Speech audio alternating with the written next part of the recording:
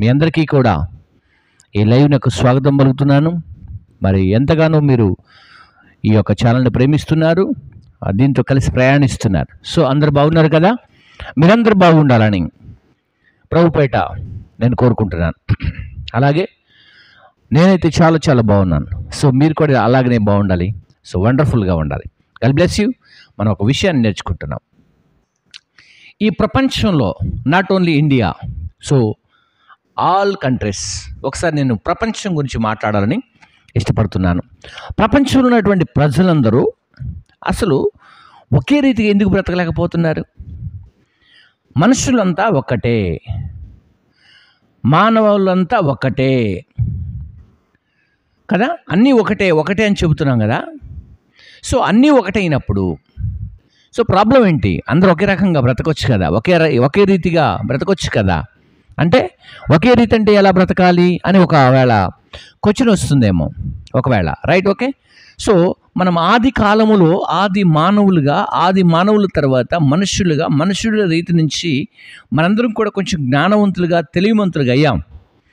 అయితే మానవుని యొక్క సంస్కృతి, ప్రపంచం యొక్క సంస్కృతి ఎందుకు వేరువేరుగా భిన్నంగా,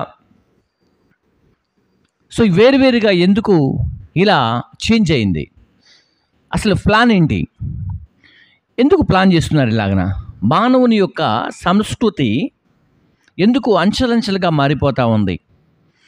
సంస్కృతి అంటే ఒకటి ఆచారము, రెండవది విధానము.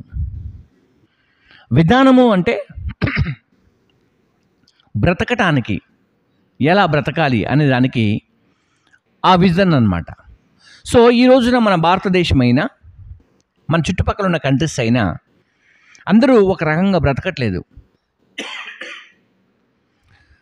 వాస్తవంగా మాట్లాడుకోవాలనుకుంటే, మనందరం కూడా సత్యంగా మాట్లాడాలనుకుంటే, ప్రపంచంలో ఉన్నటువంటి మనుషులందరూ కూడా ఒక మనిషిని మనిషిగా గౌరవించట్లేదు, కానీ ఒక జంతువును జంతువుగా గౌరవిస్తున్నారు, ఒక కుక్కని కుక్కగా గౌరవిస్తున్నారు, ఒక సింహాన్ని సింహంగా గౌరవిస్తున్నారు, ఒక పాముని పాముగా గౌరవిస్తున్నారు.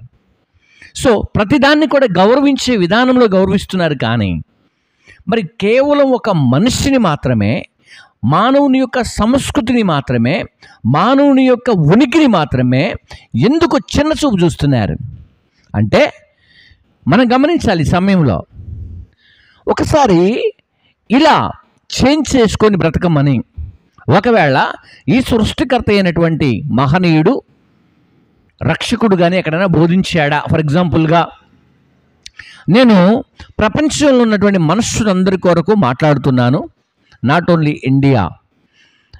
లేక ఇది ఒక క్రైస్తవ్యం గురించి కాదు, ఇది ఒక హిందుత్వం గురించి కాదు, ఇది ఒక జైన్స్ గురించి కాదు, ఇది ఒక బౌద్ధిజం గురించి కాదు, దీంట్లో ఎలాంటి రిలీజియన్స్ లేదు. ఓకేనా? ఇది ప్రత్యేకంగా మన అందరము కూడా, మానవులమైన మనందరం కూడా ఒక ఉనికిలో ఉన్నటువంటి మనందరము మనుషులంతా ఒక్కటే. దేశం అంటే మట్టి కాదోయ్, దేశం అంటే మనుషులోయ్ అని చెప్పినటువంటి మనము ప్రజలను విభేదిస్తూ, ప్రజల్లో తారతమ్యాలు కలుగు చేస్తూ, సో అందరినీ మనుషులుగా మనం ఎందుకు చూడలేకపోతున్నాం? సో ఈ పాయింట్ వ్యూలో మనం మాట్లాడుకోవడానికి ప్రత్యేకమైనటువంటి విధానాలు కొన్ని చూద్దాం ఒకసారి. ఓకేనా? ఒకటి, మనమైతే మనిషిని మనిషిగా గౌరవించే విధానంలో గౌరవించాలా, గౌరవించకూడదా? మనిషి ప్రేమించాలా, ప్రేమించకూడదా? మనిషిని ఒక విధానంలో ఎందుకు చూడాలి? మనిషిని కొంత తక్కువ జాతి వారిగా, మరికొందరిని ఎక్కువ జాతి వారిగా, మరికొందరిని విఐపి పీపుల్స్గా, లేకపోతే వారికి ఎందుకు అంత గౌరవ విధాన ప్రధానమైనటువంటి విషయాలు ఉన్నాయి? మనకేమన్నా జన్మలో ఒక ఆదాము నుండి వచ్చినటువంటి ఈ రిలేషన్షిప్, లేదా ఇంకా ఏమైనా ఉంటే చెప్పండి, వాటి గురించి కూడా మాట్లాడుకుందాం. సో అలాంటి విధానంలో వచ్చినటువంటి మన అందరం కూడా, ఒక తల్లి పిల్లలుగా ఉన్నటువంటి మనందరం కూడా, ఒకవేళ డబ్బు సంపాదిస్తే ఓకే సార్, ఒకవేళ ధనవంతుడు అయితే ఓకే, కానీ మనుషులే కదా. అర్థమవుతుందా? మనుషులే కదా. సామాన్యమైన ఒక మనిషికి ఈ సంస్కృతి ఎక్కడి నుండి వచ్చింది? ఒక నాలెడ్జ్ లేనటువంటి ఒక మంకీని, ఒక క్యాట్ని, ఒక డాగ్ని, ఒక యానిమల్స్ అన్నిటినీ కూడా, అర్థమవుతుందా, వాటిని ఒక జ్ఞానం కలిగినటువంటి మనిషి వాటి జాతుల ప్రకారంగా ప్రేమిస్తూ ఉన్నాడు. ఓకే, కుక్కని తీసుకుంటే, డాగ్ని తీసుకుంటే దానికి ఏ ఫుడ్ పెడతాడు, పాముని తీసుకుంటే దానికి ఏ ఫుడ్ పెడతాడు.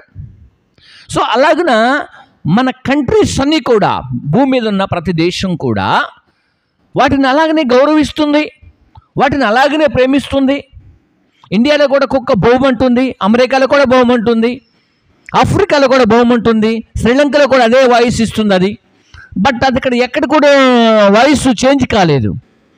కానీ ప్రేమటి వాళ్ళ మన ప్రపంచంలో ప్రతి మనిషి యొక్క వినికిడి, స్పర్శ, జ్ఞానము, తెలివి, ఆలోచన ఎదుటి వ్యక్తుల పైన ప్రపంచాన్ని చూపిస్తుంది, ఎదుటి వ్యక్తుల్ని తక్కువ స్థాయి చేస్తుంది, ఎదుటి వ్యక్తులు కించపరుస్తుంది, ఎదుటి వ్యక్తులు అసలు సామాన్య మనుషులుగా కూడా చూడటం లేదు. సో మానవుని యొక్క సంస్కృతిలో ఇది ఎక్కడ ఏర్పడింది, ఈ ప్రాబ్లం ఎక్కడ క్రియేట్ అయింది, ఇది క్రియేట్ కావడానికి గల కారణం ఏంటి? ఒక జ్ఞానవంతుడు ఒక జ్ఞానం లేని వాడిని బలహీనుడు చేస్తున్నాడు, ఒక ధనవంతుడు ఒక బీదవాణ్ణి బలహీనుడు చేస్తున్నాడు. అర్థమవుతుందా? సో ఇలాగున ప్రతి మనిషి, ప్రతి వ్యక్తి కూడా ఇప్పటి వరకు కూడా ఈ 2024లో కూడా ఈ ప్రపంచాన్ని బయటికి తీసుకొచ్చి దాదాపుగా మనం అనుకున్నాం ఒక 2024 సంవత్సరాలే అయింది సార్, దానికి ముందు అవసరం లేదు. ఇప్పుడు ఫర్ ఎగ్జాంపుల్గా 2000 తర్వాత 2024 దానికి ముందున్నటువంటి లైఫ్ అవసరం లేదు. 2024 సంవత్సరాల విషయమే మనం మాట్లాడుకుందాం. 2024 సంవత్సరాల విషయమే మనం మాట్లాడుకుందాం. దానికి ముందున్న వారికి జ్ఞానం లేకపోవచ్చు, దాని తర్వాత వచ్చినటువంటి వారందరూ కూడా. పోనీ 2000 సంవత్సరాల నుంచి మాట్లాడుకుందాం. నా దేశం అది సాధించింది, నా దేశం ఇది సాధించింది, నా దేశం దాంట్లో గొప్ప, నా దేశం దీంట్లో గొప్ప, నేను అంత ఘనకార్యాలు చేశాను, ఇంత గొప్ప కార్యాలు చేశానని సో ఈ లాంగ్వేజ్లో చెప్పుకుంటున్నారు తప్ప నా దేశం సమానంగా ఉంది, నా దేశ ప్రజలు సమానులు, నా ప్రపంచంలో ఉన్న ప్రజలు సమానులు, నా దేశంలో ఉన్న ప్రతి ఒక్కరు కూడా ఒకటే కేటగిరీ అని ఎప్పుడైనా చెప్పగలిగారా? సో ఈ డెవలప్ అయినటువంటి వారు ఎవరైనా సరే, అర్థమవుతుందా? ఈ మానవుని యొక్క సంస్కృతి ఎందుకు మార్చలేకపోతున్నారు? మానవుని యొక్క వినికిడి ఎందుకు చేంజ్ చేయలేకపోతున్నారు? అంటే ఒకవేళ అంటారేమో ఇలాగుంటే అభివృద్ధి కాదు, ఇలాగే ఉండాలి అని అంటారేమో. ఓకే, అలాగే అనుకుందాం మనం. మరి జంతువుల జాతులను కానీ పక్షుల జాతులను కానీ మనం ఒకే ధోరణిలో ఎందుకు చూస్తున్నాం? ఒకే ఆలోచనలో ఎందుకు చూస్తున్నాం? మానవులంతా ఒకటే ఎందుకు జీవుతున్నాం? మనుషులంతా ఒకటే ఎందుకు జీవుతున్నాం? అర్థమవుతుందా? ప్రేమంటి వాళ్ళారా, మానవుని యొక్క సంస్కృతి ఒకే రీతిగా వెళ్ళకూడదని ఏ రాజ్యాంగం అన్న చెప్పిందా? ఏ చట్టమన్నా చెప్పిందా? మరి ఏ గ్రంథాలన్నా బోధిస్తున్నాయా? మానవులంతా ఒకే రూట్లో ఉండకూడదు, మానవులంతా బట్టలే కట్టుకోవాలి, మానవులంతా ఈ భోజనం చేయాలి, కడుపుకి ఆకలైనప్పుడు భోజనం చేయాలి, మానవులందరికీ ఒకే గుండె లోపల ఒకటే గుండె ఉంటుంది, 2, 3 ఎవరికి లేవు కదా, అందరికి 2 కళ్ళే ఉన్నాయి, 4 కళ్ళు ఎవరికి లేవు కదా. సో ఎందుకు మానవుని యొక్క సంస్కృతి మానవులందరూ ఒకటైనప్పుడు, శరీరం అంతా ఒకటైనప్పుడు ఆలోచన విధానాలు కొన్ని చేంజ్ అయ్యి ఉండొచ్చు మేబీ, కానీ అందరము ఒక స్థాయిలో ఎందుకు బ్రతకలేకపోతున్నాం? ఒక స్థాయిలో ఎందుకు చూడలేకపోతున్నాం? సో అదొక మ్యాటర్ అయిపోయింది మన ప్రపంచంలో. నేను ముందే చెప్పాను, నాట్ ఓన్లీ ఇండియా. నేను ఇండియా గురించి మాట్లాడలేదు, ఇండియాలో ఉన్న రాజకీయం గురించి మాట్లాడతలేదు, ఇండియాలో ఉన్నటువంటి జాతుల గురించి నేను మాట్లాడలేదు. సో మనుషులంతా ఒకటా కాదా అనేది ప్రాముఖ్యమైంది. దేవుడు ఒక్కడే అయినప్పుడు, మనుషులంతా ఒకటే అయిపోయినప్పుడు మరి మనమందరము ఒకే కేటగిరీలో బ్రతుకుతున్నామా? ఒకే ఆలోచనలో బ్రతుకుతున్నామా? ఒకే తలంపులో బ్రతుకుతున్నామా? సో ఇది చాలా అవసరమైంది ఫ్రెండ్స్. ఎందుకు ఈ విషయాన్ని నేను ప్రత్యేకంగా మాట్లాడాలని అనుకుంటున్నానంటే, ఇక్కడ మనుషులంతా పద్ధతుల ప్రకారంగా మార్చుకుంటున్నారు. సంస్కృతి అంటే ఇక్కడ ఆచారాల పద్ధతిలో వెళ్తున్నారు. నాదొక ఆచారం, నాదొక పద్ధతి, మీదొక పద్ధతి. సో ఈ పద్ధతులు ఎవరు కల్పించారు? నేను పుట్టించిన దేవుడు అని చెప్పాడా ఇలా బ్రతకమని? నేను పుట్టించినటువంటి దేవుడు ఈ అమెరికా వాళ్ళు ఇలా బ్రతకాలి, ఆస్ట్రేలియా వాళ్ళు ఇలా బ్రతకాలి, లండన్ వాళ్ళు ఇలా బ్రతకాలి, రష్యా వాళ్ళు ఇలా బ్రతకాలని చెప్పాడా? మరి రష్యాలో ఉన్న వారికి కూడా గుండె ఒకటే ఉంటుంది, ఆఫ్ఘనిస్తాన్లో ఉన్న వాళ్ళకి కూడా గుండె ఒకటే ఉంటుంది, దుబాయ్లో ఉన్న వాళ్ళకి కూడా గుండె ఒకటే ఉంటుంది. నీ డ్రెస్ మోడల్ చేంజ్ కావచ్చు, but women is very good, men is very good. స్త్రీ అయినా పురుషుడైనా ఎక్కడైనా ఒకే రీతిగా ఉన్నారు. ఏ ప్రపంచానికి వెళ్ళినా, ఏ దేశానికి వెళ్ళినా, ఏ కంట్రీకి వెళ్ళినా, ఒకవేళ నువ్వు చూడని కంట్రీలో అడుగుపెట్టినప్పటికీ కూడా, నువ్వు చూడని ప్రపంచంలో అడుగుపెట్టినప్పటికీ కూడా, ఆ ప్రపంచంలో కూడా మనుష్యుడు అలాగే ఉంటాడు. నీకు ఎలా 5 వేళ్ళు ఉన్నాయో తనకు కూడా 5 వేళ్ళు ఉంటాయి. అర్థమవుతుందా? నీకు ఎలా 2 కళ్ళు కనిపిస్తున్నాయి అలాగే ఉండొచ్చు. భాష వేరు కావచ్చు, రంగు వేరు కావచ్చు, కానీ అతడు కూడా మనిషి. ఆ మనిషిని గౌరవిస్తున్నావా? ప్రపంచం అంతా ఒకసారి ఆలోచించేయాలి. మనమందరం ఒకటే అని చెప్పటం కాదు, మనుషులంతా ఒకటే అని చెప్పటం కాదు. ప్రపంచంలో ఉన్న మనుషులందరూ మనమంతా ఒకటే అని చెప్పుకునే రోజు రావాలి. ఓకేనా? నా దేశం గొప్ప అని చెప్పటం కాదు. నీ దేశము శిఖరాగ్రికి ఎగిరిపోవచ్చు, లేదంటే చంద్రమండలం కూడా నువ్వు స్థాపించవచ్చు, కానీ వాటికంటే ముందు మనుషులు అనేది గౌరవించడం చాలా ప్రాముఖ్యమైనది. మనమంతా ఒకటే అని చెప్పడం చాలా ప్రాముఖ్యమైనది. మనుషులంతా ఒకటే అని చెప్పే రోజు రావాలి. మనమందరం ఒకటే అని చెప్పుకునే రోజులు రావాలి. మనందరినీ సృష్టించిన వాడు ఒకటైతే మనందరం కూడా ఒకటే అని ఖచ్చితంగా చెప్పుకునే ఒక రోజు రావాలని నేను కోరుకుంటున్నాను.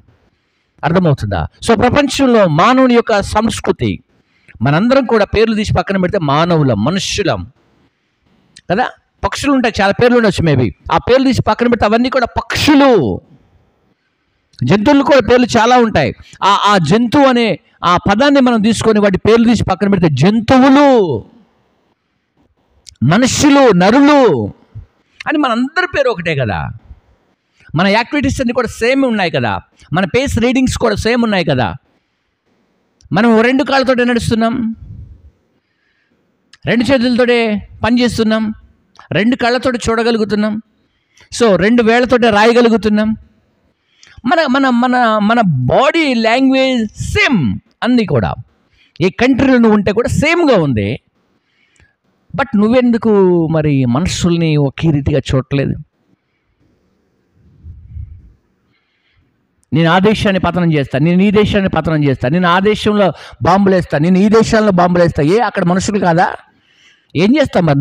నువ్వు మాత్రం స్థిరంగా ఏమైనా ఉంటావా ఏంటి? ఇక్కడ స్థిరంగా నువ్వు ఇక్కడ ఉంటావా ఏంటి? నువ్వు కూడా ఉండవు కదా. అలాంటప్పుడు ఎందుకు?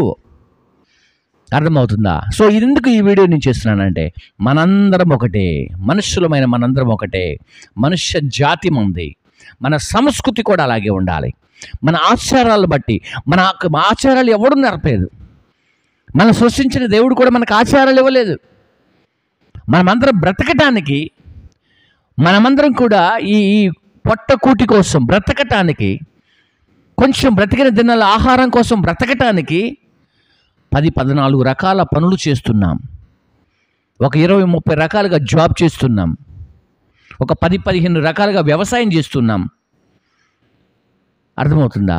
కష్టపడి ఏదో ఇల్లు కట్టుకుంటున్నాం, మేస్త్రీ పనులు చేస్తున్నారు కొంతమంది. సో అంత మాత్రాన ఆ వ్యక్తి మనిషి కాకుండా పోడు. ముందుగా ఆ పేర్లని పక్కన పెడితే అతను మనిషిగా బ్రతుకుతున్నాడు. ఒకడు కూరగాయలు అమ్మవచ్చు, ఒకడు కూరగాయలు పండించవచ్చు, ఒక వ్యక్తి కూరగాయలను ఎక్స్పోర్ట్ చేయొచ్చు, ఒక వ్యక్తి ఆ విత్తనాలను కనిపెట్టవచ్చు. బట్ అందరూ కూడా మనుషులే, అందరూ కూడా మనుషులే. ఇది చాలా జాగ్రత్తగా గమనించాలి. ఇలా గమనించి మనం మాట్లాడుకోగలిగితే ప్రపంచంలో మనందరినీ కూడా, ప్రపంచాన్ని గురించి మాట్లాడుతున్నాను నేను, ముందు అయిపోయిన ఇండియా గురించి కాదు, ఇండియాలో ఉన్న మతాల గురించి కాదు, ఇండియాలో ఉన్న రాజకీయాల గురించి కాదు, ప్రపంచం గురించి మాట్లాడుతున్నాం. ప్రపంచంలో ఉన్న మనుషులందరం కూడా ఒకటిగా మనం ఉండాలి. నిన్ను వలే నీ పొరుగు వారిని ప్రేమించు. ప్రేమించే విషయంలో, లవ్ విషయంలో అందరం ఒకటే. పని వేరు కావచ్చు, పద్ధతులు మాత్రం ఒకటిగా ఉండాలని నా ఆలోచన. ఓకేనా ఫ్రెండ్స్? సో ఈ రీతిగా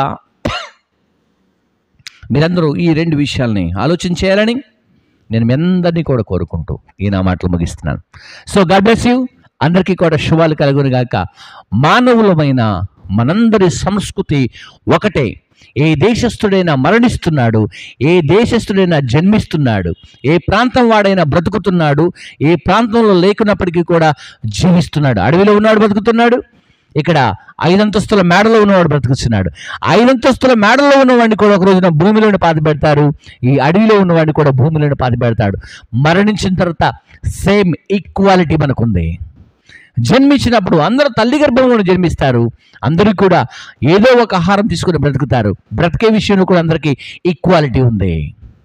ఈ శరీరాన్ని కప్పుకోవడానికి కొందరికి వస్త్రాలు ఉన్నాయి, కొందరికి లేకపోవచ్చు, కానీ దేవుడు ఇక్కడ ఈక్వాలిటీ ఇచ్చాడు. అంతేకాకుండా ఈ ప్రపంచంలో అందరూ కూడా శ్వాస గాలితోనే బ్రతుకుతూ ఉన్నారు.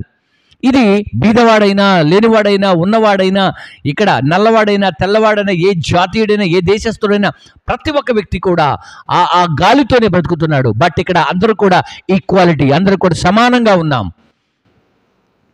మనం కొన్ని విషయాలు సమానంగా బ్రతకలేమని చెప్పి దేవుడు అలాగ బ్రతకటానికి అవకాశం ఇచ్చాడు. గాలిని, నీరును, ఆహారమును సమృద్ధిగా అందరికీ ఈక్వాలిటీ చేశాడు. బట్ నీ ఒపీనియన్ కూడా ఏంటో తెలుసుకోవాలని నేను ఆశపడుతున్నాను. Yes or no? ఈ వీడియో చూసిన ప్రతి ఒక్కరు కూడా మీ విలువైనటువంటి కామెంట్స్ నాకు తెలియచేయండి. ఇంకేమైనా కొత్త విషయాలు ఉంటే నేర్చుకుందాం, లేదా ఇవి సరికాకపోతే సరిదిద్దుకుందాం, మనుషులుగా మారదాం, అందరినీ ప్రేమిద్దాం. మానవులను అందరినీ ఒకటే ప్రేమించే విధానంలో ప్రేమ ఉండాలి. మానవుని యొక్క సంస్కృతి లేక ఆచారం అనేది కూడా అందరి ఈక్వాలిటీలో ఉండాలని కోరుకుంటూ ఈ నా మాటలు ముగిస్తున్నాను. మీ అందరికీ కూడా శుభాలు తెలియజేస్తున్నాను. అందరికీ కూడా గాడ్ బ్లెస్ యూ.